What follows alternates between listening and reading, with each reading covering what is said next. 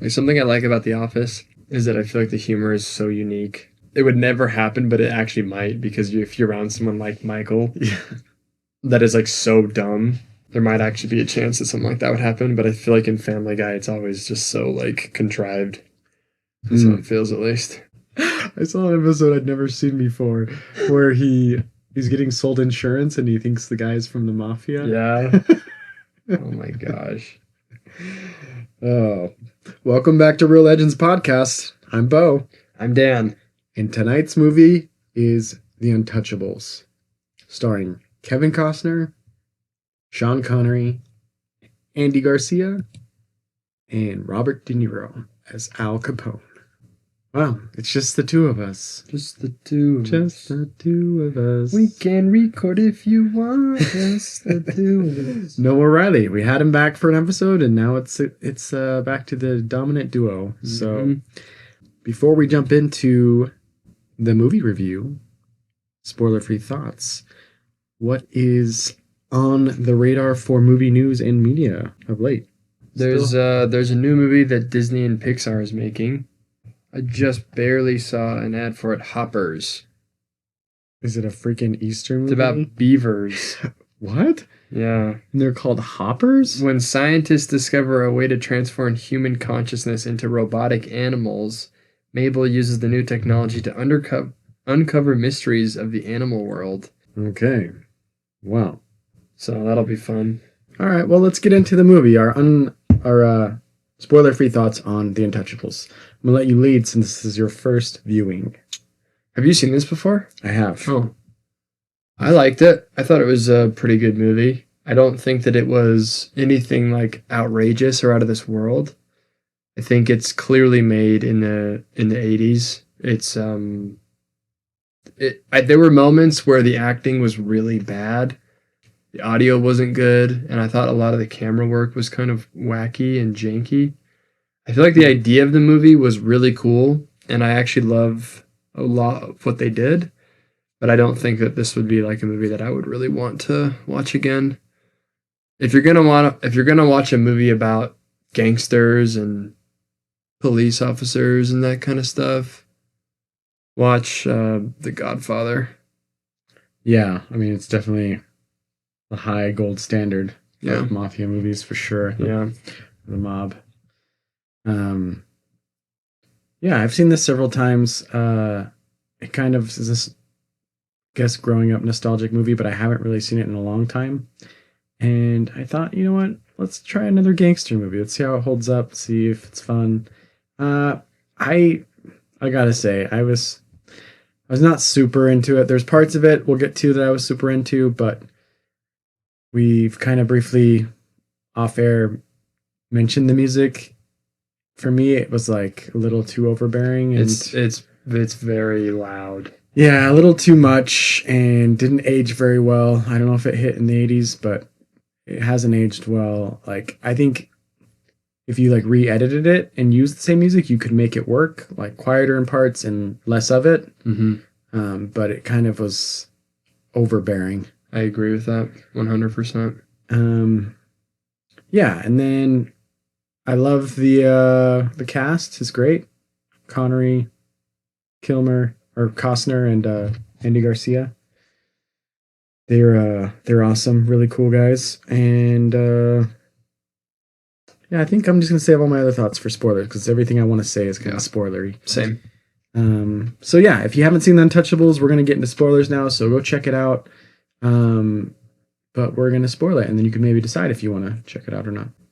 Opening scene of the movie.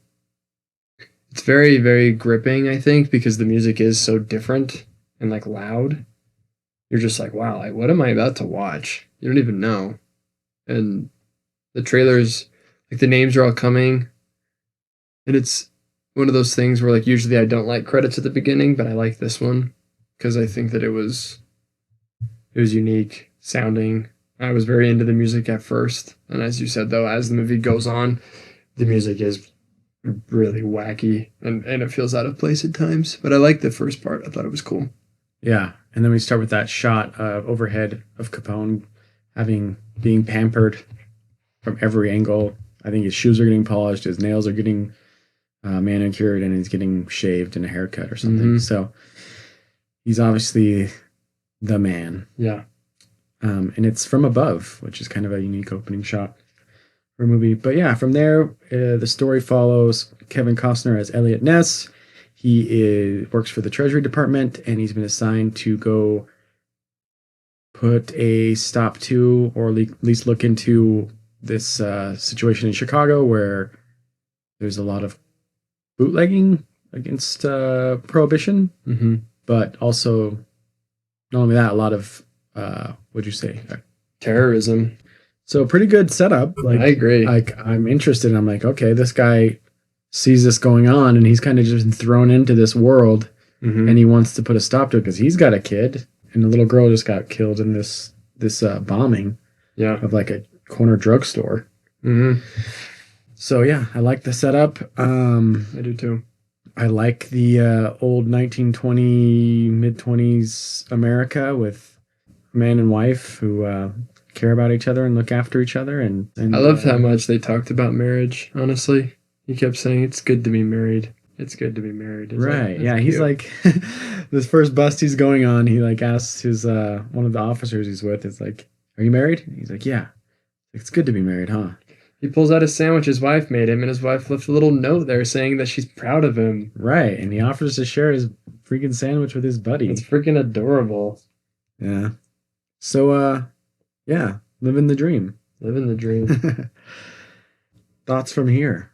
I think it's a very good setup, and I think the first 30 minutes of the movie are pretty much perfect. Like, he fails that first bust with like the Canadian supply. He thinks he's kind of a failure, but instead of giving up, he like keeps going. Like, I like that his character is so determined. And instead of like working with the guys that he was working with, he goes and finds this other guy, Malone, and they team up. Like, I felt like Malone walking past Elliot was like really weird. I thought that scene would never happen in real life. I think they could have done that better. Well, do you understand, like, he's a beat cop, right? You know what that is? So it's like a cop that patrols the streets on foot. Right. So it's like his job to, like, we don't have that anymore, but then in there, they would have cops walking around in case somebody needed someone. Yeah. And to make sure things are staying safe in neighborhoods and streets. And so I get that part of it, but even so, you feel like it's a little too... Yes, maybe. It just, I don't know. He like, maybe it's not the biggest deal, but I felt like he needed more information from this police officer to feel like he could go to him after he failed and look for help. Right. Like, why do you think that this guy is a genius after interacting with him for like 3 minutes? Yeah, well, let's talk about it. So I kind of like this scene because, yeah, so Kevin Costner's there. He's down on his, bad situation that he just failed this bust and is getting humiliated in the papers. And he litters, and Sean Connery's character Malone's like, "What do you think you're doing?" And they get into this little tango where Sean Connery knows that he has a gun, stops him from reaching for it. Well, he's not reaching for it, but he's reaching for something. And then, like you said, Kevin Costner's impressed because he's like, "Whoa, like, you knew I had a gun and you turned your back on me. Like, what makes you so confident? How would you know this situation's going to go okay?" And you're saying that's a little, like, not impressive. I feel like there needed to be a little bit more for him to like want to go seek him. Yeah, to be like recruited after his big failure. Now that you say that, actually, when I was watching the movie, I did kind of think that as well, as far as like, okay, he met him once and he's going to look for him for help. Yeah. But what I do want to get your take on that goes right along with this is you set up how our hero tries to do something good and fails right away. Mm-hmm. In a lot of movies or stories, especially male protagonists, I feel like what they don't do in this moment is go and ask for help. That's something that really stuck out to me watching this movie, was that Elliot Ness fails and then goes and asks another man for help. Like, doesn't that seem like unique to male protagonists and even just men in general? Like, oh, I failed, so I went and asked someone who maybe is better at this than me for help. I need to think about that more, like with specific movies. But I would say in most cases, you have like a mentor who's kind of like forcing you to learn instead of you seeking them out. Right, because I think of like if we go to the classic Star Wars, right? Luke kind of fails to get R2D2. The Sand People beat him up. Mm-hmm. Obi-Wan comes and saves him. Yeah. And then Obi-Wan's the one that's like, hey, you should come and be this bigger thing and better thing, and I'll teach you. But this is like reversed, where Elliot Ness is going and asking for help.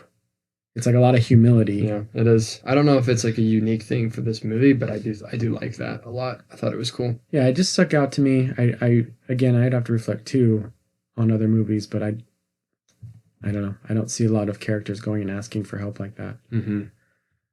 Yeah, so then he gets his little band together. He gets the shooter and the nerd. And then turns out Malone actually was 100% the guy to get, because Malone is instantly like, okay, I've got this cool place, and they walk out of the room with shotguns and they're like, let's go bust it, and then they do, and it's like, yo, that was sweet. Yeah, he's got something that you can't make up for in any other way, and it's experience. Yeah. Experience is really something that goes a long way. I like that scene. It was cool. And then seeing Al Capone get all upset, and like, I loved the scene where they were at the table and he was talking about baseball, and everyone's like laughing and like, yeah, I like you. They're all just trying to impress him because they're all yes men. Because he reigns with like fear and terror, and then he just beats the crap out of that one guy with the baseball bat. Yeah, and it's like, dang, this guy is so evil, and it's fetching awesome. It makes you like root for Eliot so much more than before. You just want you want Ness to be successful.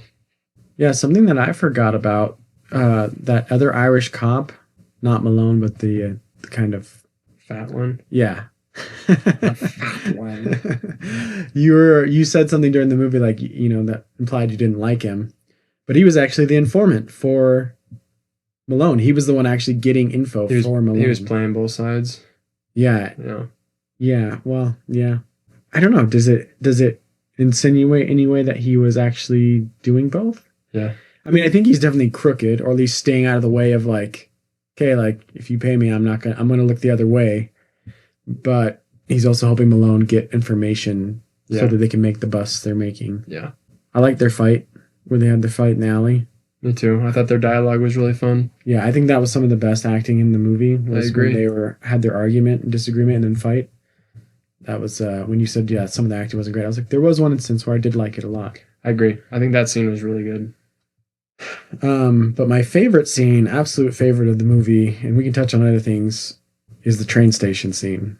With the baby? I think it's just like... Dude, I hated that scene. You scene. hated it? I hated that scene. Stupid baby. That woman was so useless. My baby! And then she just sits there on the floor. Forget about the lady. What about the fact that he's there at the top of the stairs? All the gangsters have walked in or surrounded him, basically, but they haven't kind of noticed him because he's been pulling a stroller. Yeah. So it's like the perfect kind of cover for him. Mm-hmm. And then the one guy behind him that he knows who he broke, he turns around and blows him away. And then the shooting just starts, and it's like slow he whips around, has to fight like three other dudes, and then Garcia shoots the guy from way across the train station, and then he runs up, tosses him the gun. Oh, so cool. I thought the fighting was awesome. Take this stupid baby out. I shouldn't call the baby stupid because it's just a baby. It doesn't know any better. But that woman, oh my word. Oh my word, she is so useless. Take your bags, walk them all the way up, put them there, then take the baby and bring it all the way up. It's as simple as that. You don't need to... And then the baby starts falling down. Like, what a horrible mother. Actually, such a bad mom. Oh my god. She's at the last step and she just lets it go. And instead of running after it, and this thing is going slow. Well, let us not forget that before she could even run and do anything, Ness lets go and shoots somebody with a shotgun. Yeah, exactly. So, in yourself in that situation, someone pulls out a gun from their overcoat, shoots somebody. Yeah. And you're just like, that was really loud and crazy and someone's dead. You know what you would instantly do? You would try to protect your baby.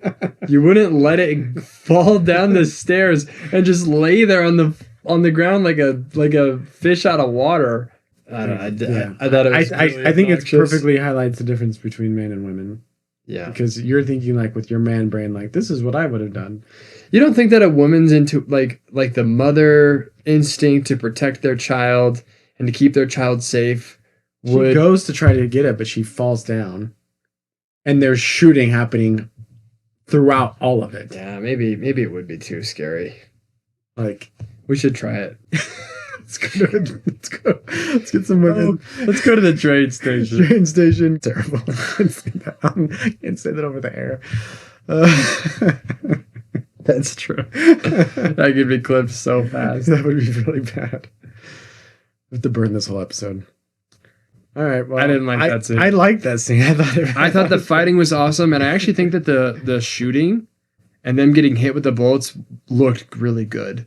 Like when he turns and he blasts that guy through the window, it looks awesome. It just, like he just goes flying back and breaks the glass, and blood goes everywhere. It's like, yo. Yeah. So here's a few things that were a bummer for me, I guess, with the movie too. Our little accountant boy gets on an elevator, and white hat guy is in there in disguise waiting for him. Yeah. That was a bummer. Very sad. Very sad. But even more sad is when Malone dies. I was like, no. Yeah. This movie's not a very feeling movie. Like it, I'll be straight right now. I'm not going to give my score yet, but it's kind of more like almost for me like a B movie, which is surprising because it has an A cast. When Ness and Garcia, I guess Ness and Stone, find Malone in his house, and then when he actually passes finally and dies, and they're over his body, and Garcia reaches over, I was like, oh, I felt a little something there. Like I guess I'd never really focused on Stone and like his reaction to the situation and how like this was like a brotherhood for him. Yeah. They're doing everything together, and yeah, I was like, okay, I like that. That was, I didn't expect to have any feelings really in this movie because it doesn't give you a lot of reasons to. Yeah, see, I have a really hard time with him getting killed and him dying scenes. I thought those scenes were really bad. I thought that the filming perspective of as the criminal was weird. I thought it was the POV. It didn't really work for me. And then he has a shotgun, and the guy's in his house with a knife. And instead of just blowing him away, he walks him out so that he can get killed. And it's like, oh my gosh, just shoot him. You're Malone. You know this guy's a gangster. Look at him. And he's Italian. You hate Italians. Blow him away. And he doesn't.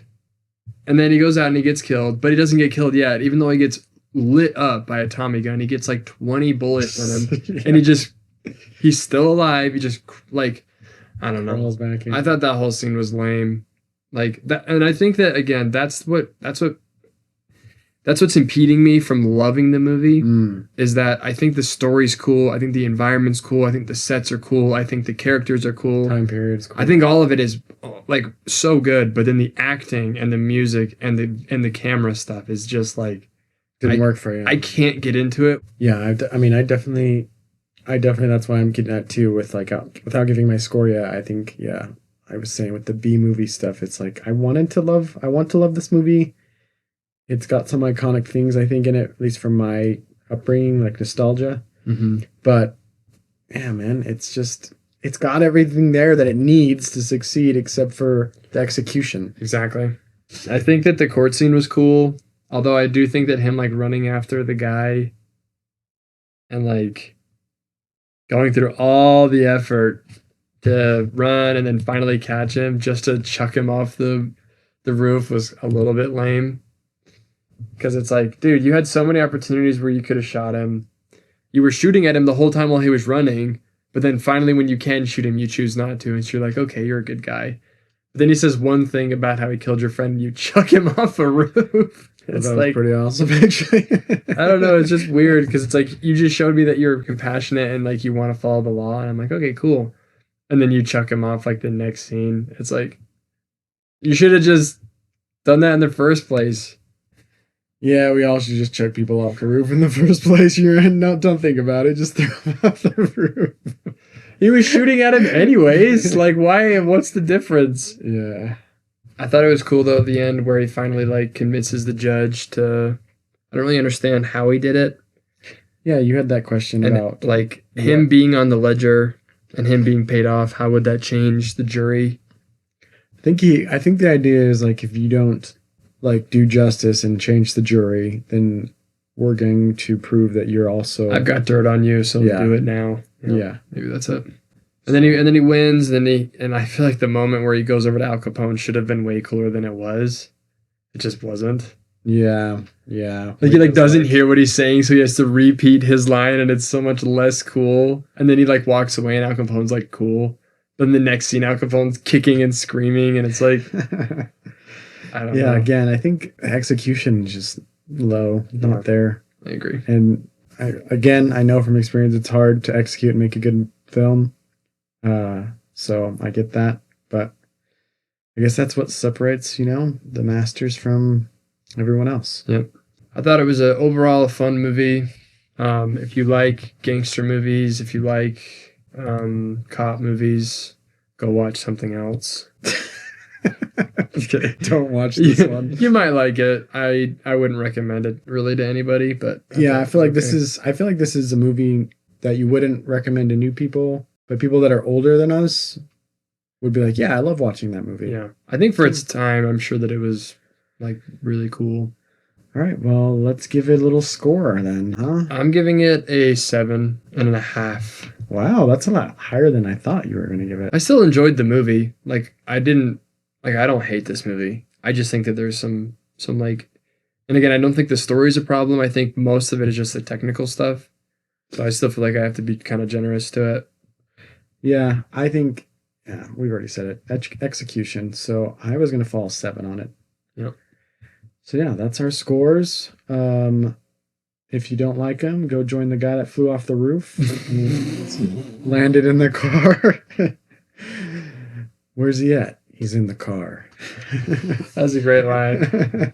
He's in the car. But we're going to do some new things this year with the podcast. I know we've been teasing it, but things are coming our way, and we're going to really vet our movies and do some really awesome iconic films and unravel them and talk about the deep meanings and themes like we love doing, and morality and story. So check us out on Real Legends Movie Podcast on YouTube if you haven't already, for shorts that we put out and other things, and real.legends.pod on Instagram for also shorts and other content that we release there. Anything you do to interact with us helps grow the show, so please share this show with someone who loves movies, classic movies, iconic movies, and we'd love to see your takes on the movies that we watch, and we'll read them on the show. We just put out an episode on Arrival, and it's gotten some views and listens, and we're hoping we get some interactions there, and we hear what people think compared to what we thought of the movie. All right, well, we will catch you at the cinema concession stand. Catch you on the flippity flop.